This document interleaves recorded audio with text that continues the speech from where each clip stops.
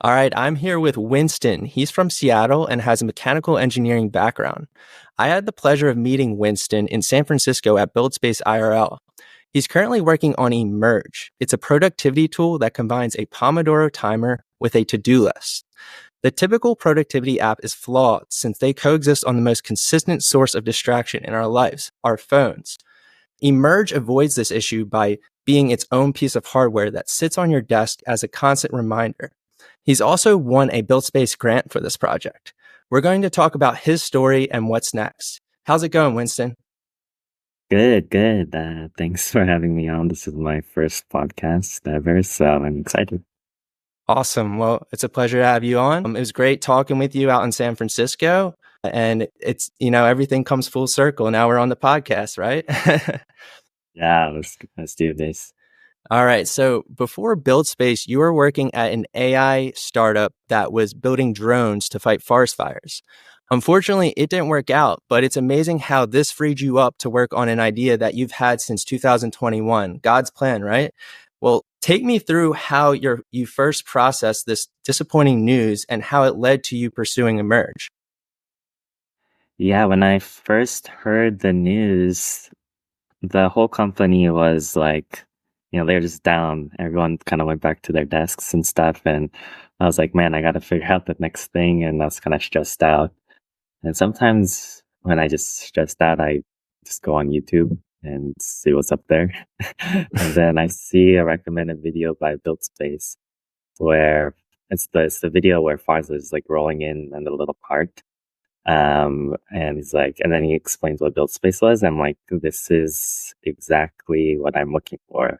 And it kind of just gave me a newfound hope pretty instantly right after, hearing the bad news from the startup I was working at. But yeah, I had the idea for Emerge in the past like 3-4 years. I just never had the opportunity to do it. I'm like, well, this seems like perfect timing.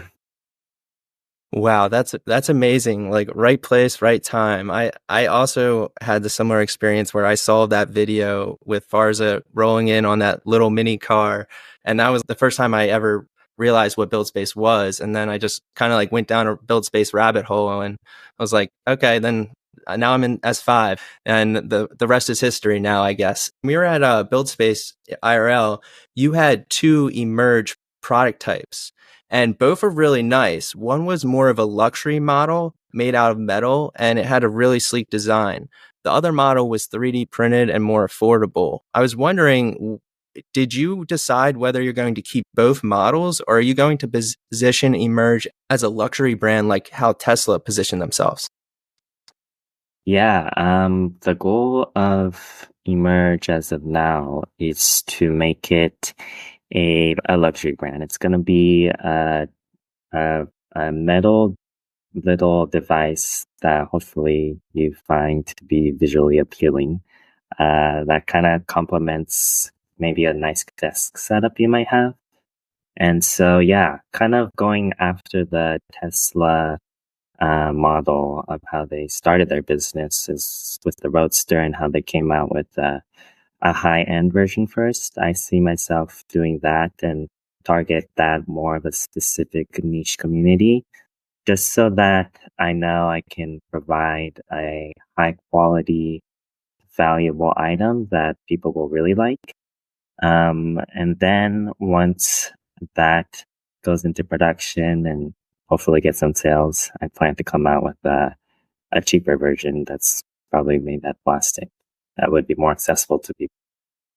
Oh, that is smart. You want to start high and then go low from there. And I really like that concept and idea behind Emerge because, I mean, like I said, with most productivity apps, they're just flawed by nature because they're on the phone where all the other apps that distract us are at. So it's really cool how you're combining the to-do list with the Pomodoro method and dealing with that problem of distraction.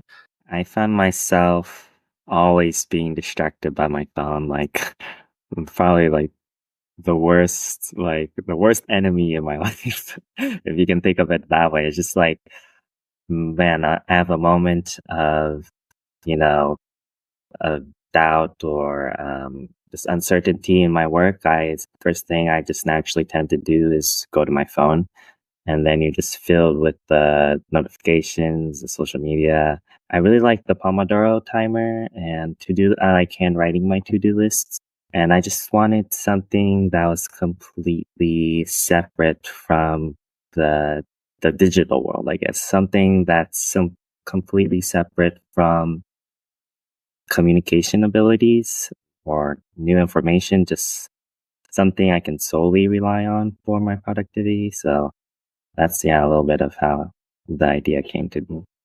That's great. Phones are basically have become coping mechanisms for us all where we don't even realize it. We go on there and we're kind of getting lost in like a news feed or notification. And then next thing you know, there goes an hour, there goes 30 minutes. And it's hard to switch back to work from that. There's a huge switching cost going from your phone to back to work, especially with, programming or focused work when you have to really deep focus. So I really see the value in that. And you know how, like, you go to check your phone thinking you'll just check one quick thing like the weather, and then 10 minutes later you're like, oh, why did I check my phone again? Because you're just lost in the sea of notifications. It happens to me too much. I'm actually going to be trying this new thing where in the morning when I wake up, I don't look at my phone for the first hour because they say our brain, the neuroplasticity happens at night. And to process that neuroplasticity, it's good to give yourself some time away from external stimulation when you first wake up, because that's like kind of like your brain installing an update. And if you go right on to like Instagram first thing in the morning, you're disrupting that installation. So that's something new I'm experimenting with, just trying it on some days. So we'll see how it goes. But yeah, they're definitely like, there's times where I'll check my phone and I'm like, I need to check my email or I need to check the weather. And then next thing I know, I'm on Twitter and I'm like, wait, this is not where I wanted to go. Yeah. And yeah, you really have to be, it's so hard. We have to be disciplined with it for sure, because they're basically dopamine machines when you're on those apps, Yeah. and so you actually won a grant for Immerge, which is awesome. It was awesome to see a friend of mine from Buildspace win one of these grants. What was your reaction when you first found out? Yeah, so end of day 3. No, it was the day after that. I went to the airport and I was with a friend, and he just casually says to me, hey, you won the grant. And I'm like, what? And then he's like, yeah, you won the grant. I'm like, what? And then he's like, check the email that was just sent out. And so I go check it. And, based off of conversation I had with Varza at Buildspace and the feedback he gave me, and the detail he went into, how much are you selling this for? How many months do you have left to work on it? Where are you based in? Yeah, he said he'd buy it for $1,500. It just seemed like maybe I had the chance to win the grant. So that was in the back of my mind. So when my friend said that you won the grant, I was like, of course my heart jumped, and I was like, oh, really? This is actually happening. But actually when I went to go check, I had, to be honest, a bigger joy when I saw my friend Divya, who won the grant, because she was on the first person on the top of the list. Mm-hmm. And I was so excited to see her win because she was the first person I actually met at Buildspace. Or we didn't even meet at Buildspace. We met at the airport before we even got to San Francisco. She was the first Buildspacer I met. So it was just cool to see her win because I didn't hear about the clues that she was going to win, So I was surprised. I was just really happy to see her win. That is awesome. I mean, you think about the odds too, because I think there were 20 grant winners, and Buildspace S5 started with, I think, over 70,000 people. Then you have around 5,000 finish and only 20 grant winners. So the odds are they're not very high. So that's awesome. Like, very happy for you, man. Really happy. Yeah. Yeah. There's another friend I met who was on the same flight as me going back to Seattle. And yeah, he was explaining the odds to me, and it was like 0.03%. And he's like, hey man, that's lower than Ivy League admission rates. So that's insane. And I thought about it. I'm like, wow, that's crazy. I can't even imagine what 0.03% is. And then I was actually talking to Divya, who won it also. We met in Seattle again, but I did the calculation. It's like that's 1 in 3,000 people. And considering I just was an event with 1,000 people and how hectic that was, that really put into perspective. So I was just coming out of it with a lot of gratitude and Thanksgiving. Oh, definitely. Yeah. That you have to be grateful for something like that. That's awesome. Well, I'm sure you're gonna put it to good use. So what are your next steps with Emerge? Yeah. With Immerge and through the Buildspace program, I really only had time to focus on the product itself. It just takes a lot more time with hardware. But now I'm really ramping things up with marketing, with manufacturing. The plan is to start a Kickstarter for it. Hopefully, I have it up within a few months. But yeah, I guess one of the main reasons I went to Buildspace was to kind of get validation for the product to see if people liked it. And I was just, I was in shock by how much people liked it and how helpful people were. And like, people were even when on demo day, a friend who took a picture of me because he liked my product so much. And then like he would send them my way after he shared his demo. Not only did I get product validation from Buildspace and the reactions that people gave me and winning the grant, but I think another great thing that came out of Buildspace is all the connections I made and the genuine like relationships that I formed with like you and like so many other people. So yeah, I'm I'm just like I've just been in shock the last few weeks, and yeah, it's crazy. It's a crazy journey from losing your job to now having a product in the works and winning the grant. I mean, that's just a crazy story. And I think you definitely got the validation. I mean, you have Farza, CEO of Buildspace, that wants to pay $1,500 for one model. So, I mean, that's your validation right there on top of everything else. What a journey though. That's amazing. Oh yeah, it's been really an incredible journey. It's kind of I'm still in shock like how much things could change in 6 weeks, but really I can see the timing and how that timing played out where I lost my job and then the opportunity of Buildspace came up. You know, I just point that back to God and Thanksgiving to Him and for having things line up so things went this way. But I'm also just surprised like how much things could change in so quick. And I think a lot of it is because, you know, I took the first steps into finally like, I don't know, like launching the product. Cause, you know, this idea has been in my head for like 3, 4 years. But, you know, I think first week of Build Space, we learned ideas are useless unless you get it out there and get, get to share your idea and see what people think about it. So. Definitely. I'm excited to see where you take Emerge next. I'm on the wait list, so I'm gonna be keeping up with that. If you could go back and give advice to your younger self or to someone just starting on a similar path, what would you say and what lessons would you emphasize that could help them navigate challenges or make the most of the journey? I really realized through through these 6 weeks, I guess I'm a bit of a perfectionist, and so I kind of want to have, you know, the perfect idea before I launch.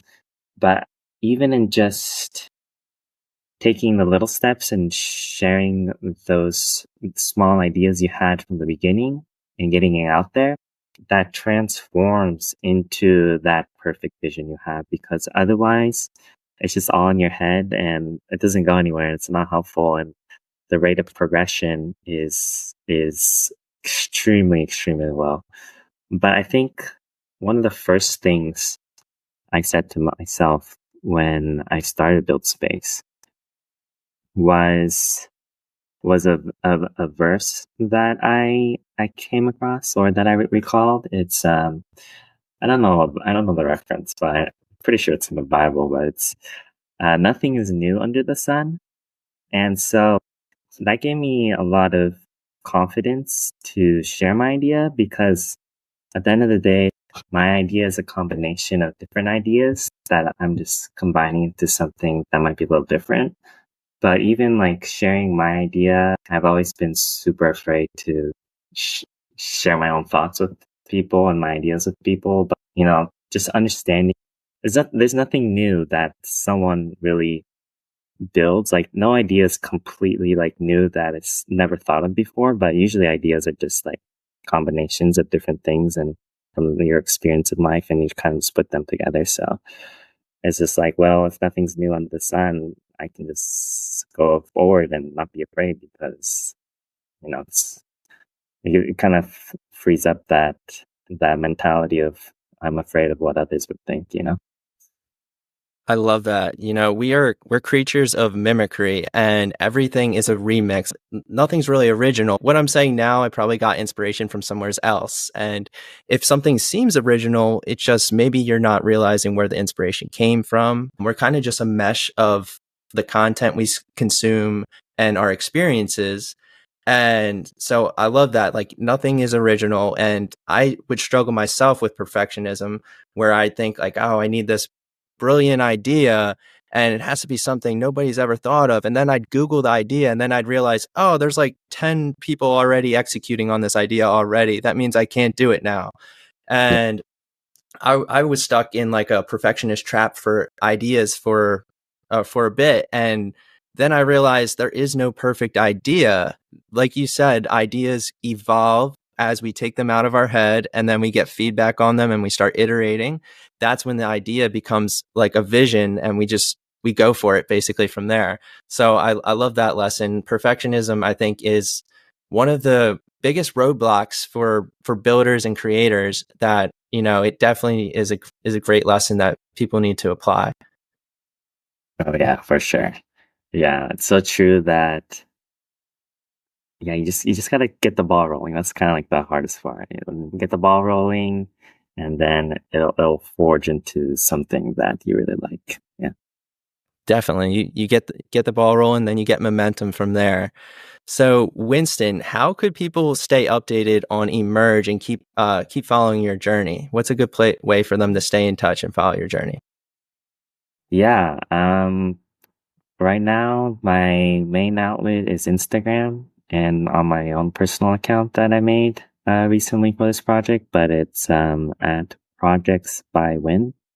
That's where I do most of my updates. I'm kind of doing the thing where people build in public. So yeah, build in public. And so yeah, you'll see the journey there of all my struggles and victories and little updates. But yeah.